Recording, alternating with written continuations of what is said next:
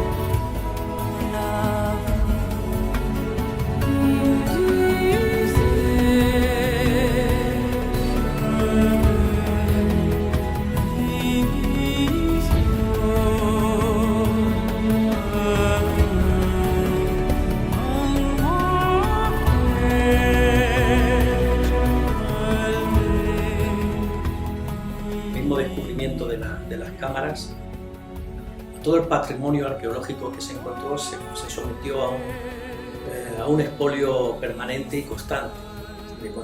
Algunos sillares de las tumbas se llegaron a hacer hasta piedra para pavimentar carreteras.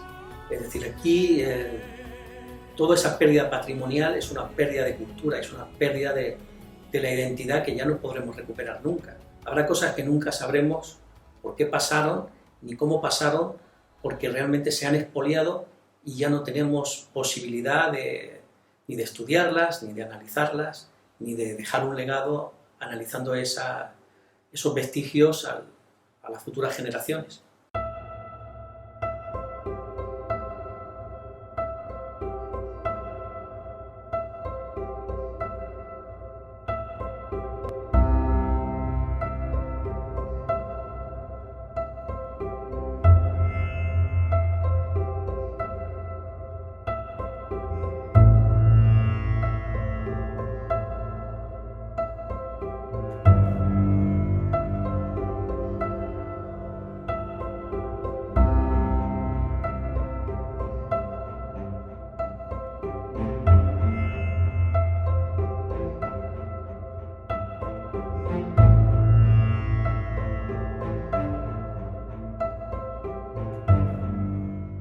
Desde la desembocadura del Ródano hasta más allá de Gibraltar, se desarrolla otro conjunto de culturas del hierro a las que se denomina íberas.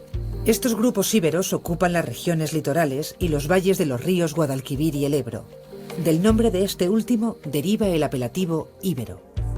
El denominador común de las culturas íberas es su origen no indoeuropeo, aunque con frecuencia ambos grupos acaban por fusionarse. Viven en poblados fortificados situados en algún lugar elevado. Cultivan el trigo, la viña y el olivo, y se dedican a la cría de cerdos, cabras y ovejas. Los vestigios arqueológicos atestiguan la presencia del hombre en estas tierras desde sus primeros estadios evolutivos, con el desarrollo de la civilización ibérica cuando Tugia adquiere su verdadero desarrollo.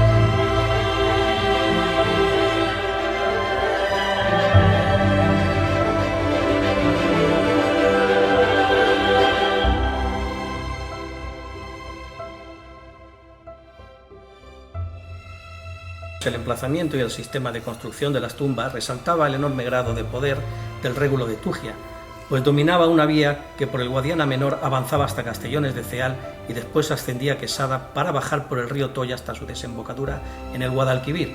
Esta posición estratégica había facilitado sin duda la comunicación y el comercio con la rica zona de Levante, impulsando la creación de riqueza y en consecuencia potenciando a su clase dirigente. Dicho poder alcanzaría su cenit en el siglo IV a.C. Con la llegada de los romanos, la zona de la Bética y del Levante entraría en un rápido proceso de romanización. Para el mundo ibérico, este hecho conllevaría su desaparición como civilización. No obstante, todas las fuentes nos atestiguan y coinciden en afirmar su continuidad del Oppidum de Tugia como núcleo urbano importante.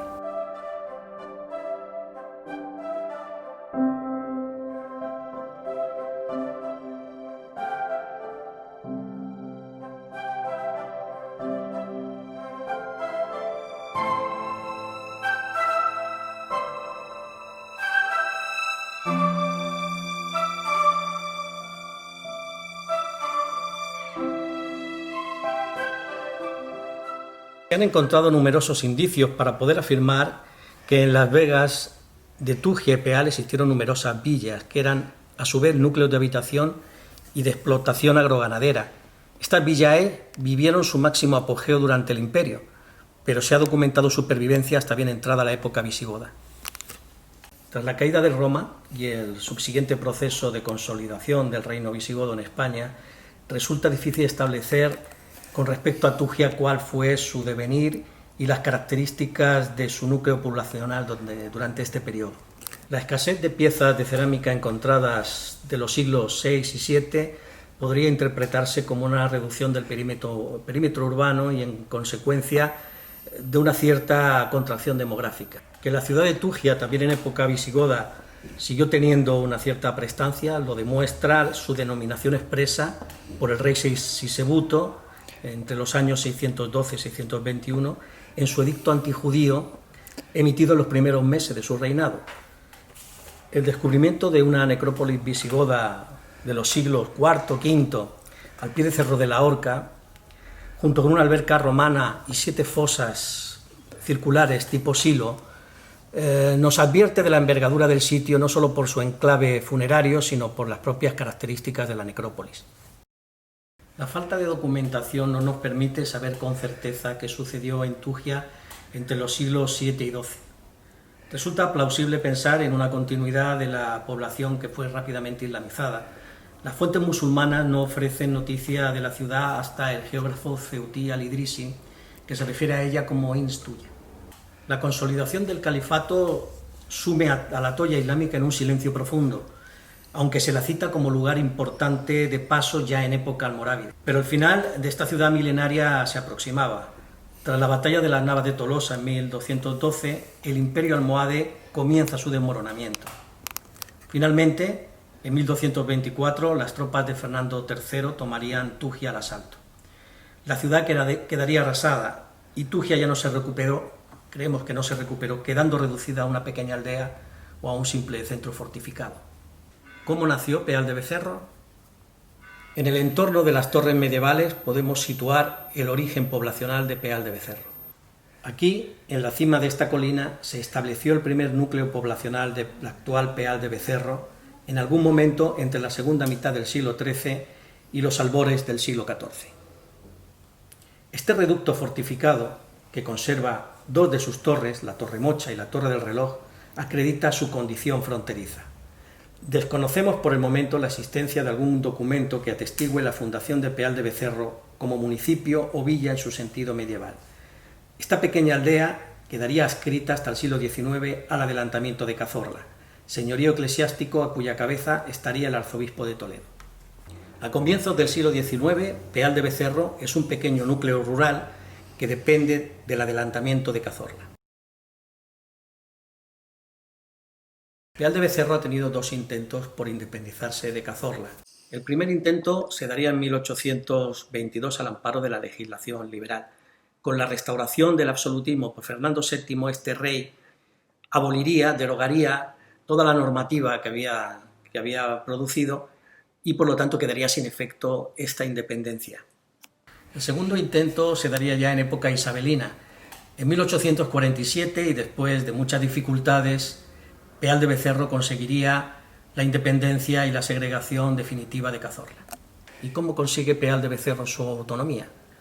Un grupo de burgueses de Peal de Becerro decide reactivar ese expediente que había quedado derogado por el rey Fernando VII y tras vencer la oposición del Ayuntamiento de Cazorla, consigue finalmente llevar a buen término ese expediente y ese desarrollo.